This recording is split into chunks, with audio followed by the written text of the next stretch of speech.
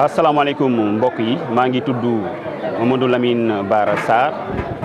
nekk ci la cellule de communication du président Macky CAP 2024. Je suis de Mbour.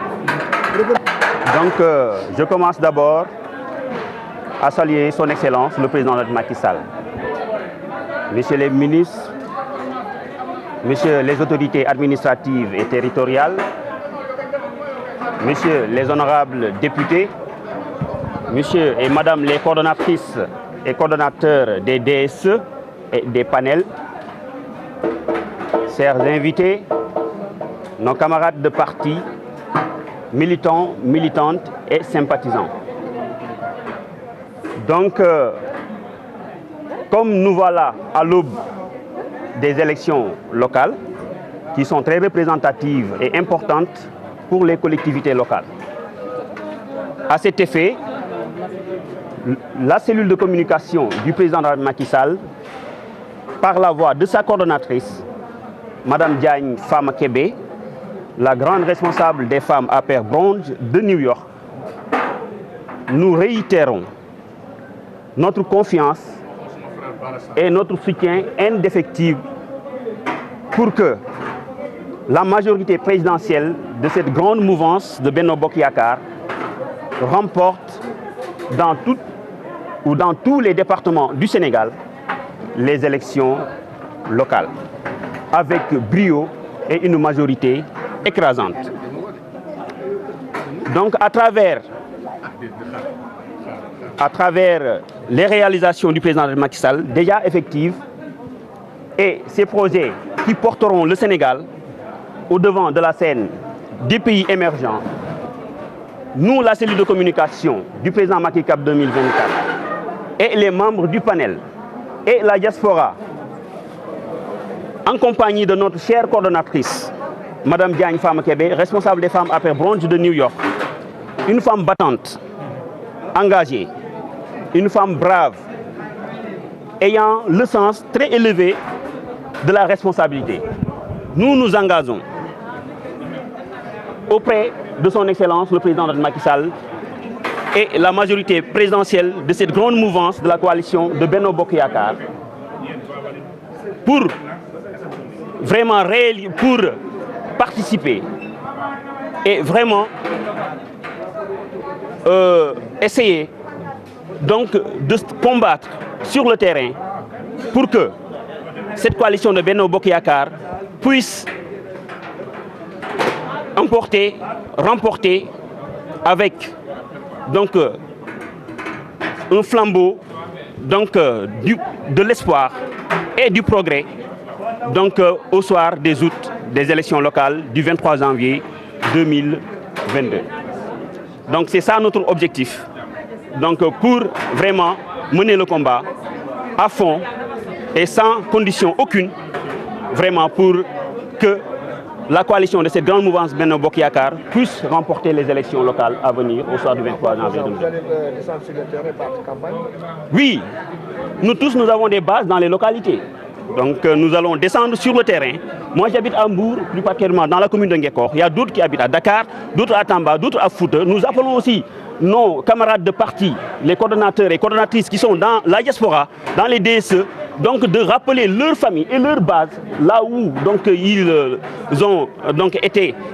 ont quitté pour donc la diaspora, donc de vraiment se mobiliser, de descendre sur le terrain pour soutenir son Excellence le président Macky Sall et la coalition de Benno Bokk Yakaar. Selon vous, la diaspora peut influencer les élections? Bien sûr, la diaspora peut influencer donc les élections locales. Parce que l'économie du Sénégal, la diaspora représente le tiers de l'économie du Sénégal. Donc ils participent activement à l'économie du Sénégal. Donc ils ont des bases, ils ont des familles au Sénégal. Donc ils peuvent bel et bien participer donc, et l'objet d'une influence donc, par rapport aux élections locales. Aujourd'hui vous êtes à Dakar, dans le département de Pikine. Est-ce que vous allez en tout cas descendre dans les autres départements? Donc moi j'habite à Mbour. Donc il y a Ngoumba Mbaki qui est à Pikine, il y a Thier Kaza qui est aussi à Pikine, donc il y a Diogo qui est à Kaolack, il y a donc d'autres, Binta Seck qui est en Casamance, il y a donc Fatmata donc Binta Sow, donc Fatmata Wan qui est à Dakar aussi, donc à Guédiawaye plus particulièrement. Donc tous sont des donc responsables politiques qui ont des bases donc dans leur localité. Donc eux tous, ils vont descendre sur le terrain en compagnie de leur famille, de leurs camarades de parti, des militants et militantes donc, qui militent pour donc, la coalition de Benno Bokk Yakaar. Est-ce que vous n'avez pas allé à un besoin si l'on sait que 2024 c'est pour bientôt, mais d'aucuns disent que 2024, Macky ne sera pas candidat. Donc 2024, Macky ne sera pas candidat, c'est au président de se prononcer. En tout cas, le Conseil constitutionnel est là. Donc il y a des textes et lois donc, vraiment qu'on doit donc, suivre pour savoir si donc, la candidature du président de Macky Sall sera validée donc, en 2024. Ne risquez pas de vivre la situation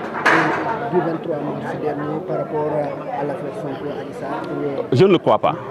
Je ne le crois franchement pas que nous allons suivre donc, la situation du 23 donc, mars donc, 2019. Quelque part, est-ce que vous avez des compatriotes qui sont investis dans les listes? Voilà, il y a beaucoup de compatriotes qui ont investi dans les listes. Il y a des nouveaux. Donc, comme il y a des anciens qui sont déjà été donc, investis donc, dans les listes donc, des municipalités.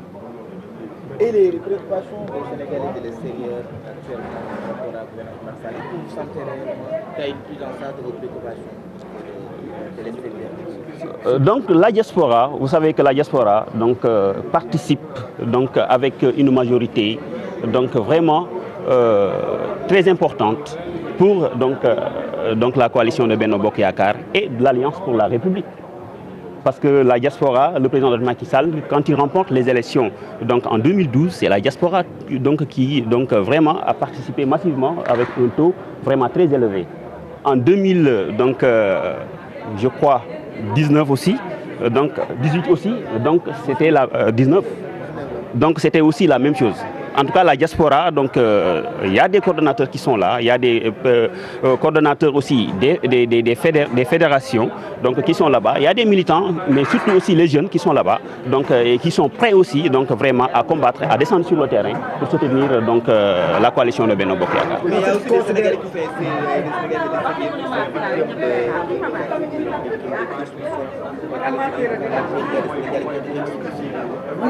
font donc les Sénégalais qui sont à l'extérieur et qui ont été expulsés donc, par manque peut-être de papier, donc ça on ne peut pas, donc le président de Macky Sall donc, le sait. Donc il est en train d'aider ces Sénégalais-là et d'aider les jeunes aussi donc, à leur insérer donc, pour le problème de l'emploi, donc à leur donc, vraiment financer pour qu'ils puissent aussi donc, vraiment essayer donc, de vaquer à leur occupation de manière donc, vraiment à aider leur famille et leurs proches. Et la Covid-19 vous a impacté? Oui, la Covid-19 a impacté donc, tout le monde. Même les pays donc, puissants. Donc la Covid-19, c'est mondial. Donc, et le plan de relance, vous avez le plan de relance, oui. Le président de Macky Sall a dégagé des budgets pour la jeunesse, pour les femmes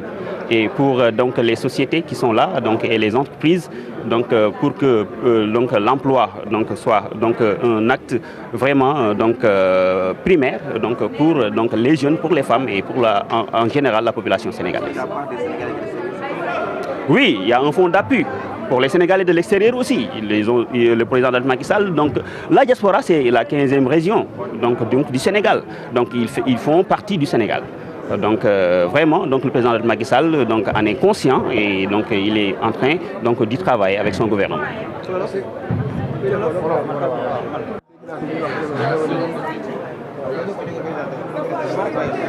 C'est bon.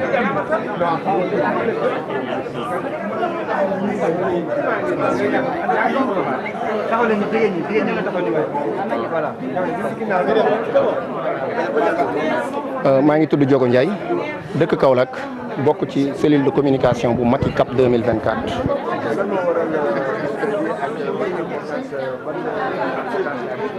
waaw bésu tey bi li ko waral mooy li waraloon bés yu njëkk yi ñu daan taxaw saa yu son excellence soxla saa yu son excellence bëggee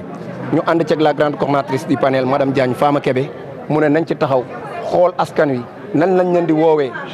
boole kull koo xamante ni rek yaa ngi nooyee son excellence waaye képp koo xamante ni sax nooyee woo son excellence ñu ne nañ taxaw woo la ci son excellence le président de la république ndax nag def na ko fi te lépp loo xamante ni askan wi soxla nañ ko son excellence ci loolu la ñu ko gis kon bu jotee élection échéance 2022 yi taxaw mu ne nañu woote waat ci njàmbaaram ci xarañteem moom madame Diagne Fama Kébé ne nañ dajewaat ak li nga xamante ni mooy militants yi waxtaan ak ñoom ñu war a dugg ci askan wi wax leen nañ valider li nga xamante ni mooy liste Benno Bokk Yaakaar ba au soir des élections ñu def liste Benno Bokk Yaakaar dans les urnes l'opposition dans les poubelles ci wax bi. Sénégalais noo du matee lu ñu doon sax xam nga son excellence le président de la république depuis bu mu faloo dafa gën a jox gëdd li nga xam ne mooy diaspora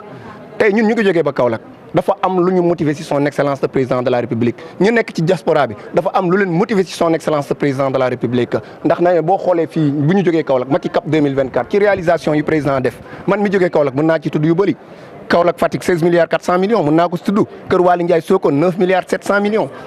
jëlaat l'axe Dinguiraye poste Kër Ayib 15 milliards 3 loolu yëpp ñun ñu gis ko la grande coordinatrice gis ko ndax coordinatrice moomu nag dafa am ay mbokk Saloum am ko fépp te ñi nga xamante ni ñooy waa diaspora bi ñoom it seen i mbokk ñu ngi fi li lay firndeel rek mooy ñu ngi nii Abdoul Diatta tey mu ngi nii teew keneen ak keneen mu ngi teew ci jotaay bi lépp mu xam ne Sénégal la ñam loolu moo motivé diaspora bi ba mu taxaw non son excellence combat bu mu mënee diaspora bi day taxaw ci kanamam nekk ci gannaawam nekk ci gauche. xam nga ñun uutuñu lu ñu tànn parce que dama ne son excellence le président de la république naam mu ngi def ci askan bi la muy def ci askan wi man ci laa bokk mooy yoon yooyu ma la wax stade yi ma la wax PUDC ñun dañ ciy bénéficié wu li nga xam ne mooy Promoville dañ ciy bénéficié wu te loolu moo gën a nekk priorité def na ci askan bi gis nañu ko yaakaar naa ne ci loolu moo ñu gën a motiver ñu jàpp ay postoog ay yeneen amul njariñ de l'extérieur liñ ci indi woon sax la ñuy wax waaye dañ ko indiwaat ndax ku ci nekk ci fa nga nekk yaa ngi jàppale def ay actes fii ci Sénégal yu ci mel nii tey ci la bokk ndax nag ki naroon dem nga taxaw wax ko taxawu ko te ñi nekk diaspora yi ku ci mel ni madame Diagne Fama Kébé dañ ciy jàpp bu baax ci ñi nga xam ne ñu ngi fii ñu ngi ci social yi ñu ngi ci lépp ñooñu tey suñu wootee jigéen ñi ndaw ñi góor ñi nga leen jàpp leen ci kii yaakaar naa ne kon mooy choix bu baax bi muy Benno Bokk Yaakaar. ñun Macky Cap 2024 dafa nekk panel boo xamante ni tey mun naa ne 557 communes yi nekk Sénégal Macky Cap 2024 am nañ fa représentant tey am na ñu jógee ba Matam am na ñu jógee ba Louga am na ñu jógee fu ne. Casamance fu nekk nit jógee na fa. kon loolu Touba Cheikh Ahmad Mbacké ngi nii ay jàmbaaru fàkk te du ñu ngi fii te ñooñu ku ci nekk rek fa nga nekk leader nga fa. ñun ñu ngi nii ñu ngi liggéey ci COJER mais ñu ngi jàpp bu baax a baax ci Macky Cap 2024 jàpp nañ ne madame Diagne Fama Kébé nekk na koo xam ne moo ñu gën a bëggloo son excellence le président de la république. ñun xam nga son excellence dañoo ànd ak moom Macky Cap 2024 lépp lu son excellence wax rek foofu la ñu nekk son excellence le président de la république comme ne da joxe ne directive bu parti bi ne bu ñu ci wax ñun dañuy ànd ak moom ñun militants yu engagé déterminé di déglu son excellence lañ bëgg. Cap 2024 lu nekk mën na ñëw nag ci Cap 2024 dafa undi lu bëri te nee nañ pour tuba ca poqataanu gëlëm rattikat ba moo koy xam te incha allah da ngeen xam ne Macky Cap 2024 taxaw na 2024 pour liggéey. ci boobu jàppale lan mooy guddi gu set bët setagul. seeni jafe-jafe yi ñuy dund. waaw xam nga waa diaspora bi tey ba ñoom sax ci biir diaspora demal fu ne dafa am ñoo xam ne ñu ngi dund bés boobu est-ce que doomu Sénégal yi rek ñoo koy dund. waaye son excellence le président de la république wax dëgg yàlla mu ngi ciy def lépp loo xamante ni pour dund bi gën a ñoŋ ku nekk xam na ni initiative la ñuy def te il a développé des initiatives hardies pour que parce que coordinatrice madame Diagne Fama Kébé suñu sañoon ñu gën ko jox gëdd ndax nag alalam lay jël teraangam lay jël lépp luy social tabaski tamxarit gàmmu màggal cas social yi yëpp da ciy taxaw kon kooku tey mérité na son excellence le président de la république naam bi mu fi demee États-Unis jël na ko jox ko parole parce que président xam na ko bu baax waaye mu gën ko jox gëdd ci social yi ñuy def Macky Cap 2024 da cee am cër bu baax. gëdd weesuwul nga dem États-Unis sa moromu nawle yëpp toog ñu jël jigéen ñi tànn la yow sël ndomba tànk daal bu ñu sañoon loolu leer la am na ñu bokk ci panel yoo xam ne ñu ngi ci biir